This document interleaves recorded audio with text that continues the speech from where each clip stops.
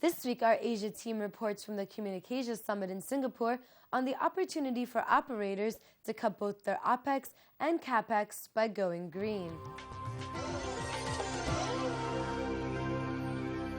The Green Telecoms track at last week's CommunicAsia Summit was chaired by Lina Green, CEO of GetIt.org and co-creator of Telecom TV's Green Planet series. We spoke with Lina and a number of other participants about some of the lessons learned. It was a very fascinating session that we had yesterday. First of all, I was surprised that we had actually a lot of operators who had come. The tracks were laid out in a way to look at green as good business.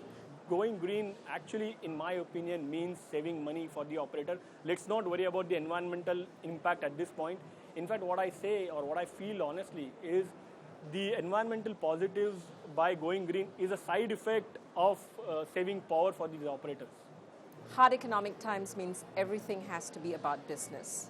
So we had operators in the room who went, yes, I'm convinced that I can have energy savings and it will affect my Opex, but I'm afraid of Capex.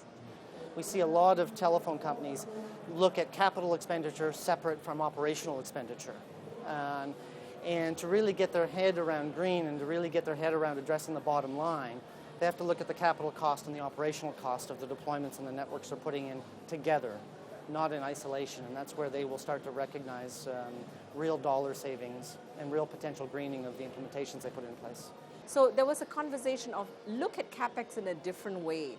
Look at Capex from the Opex savings going into Capex, as well as looking at the business that you can get, the new markets that you can actually launch your services into.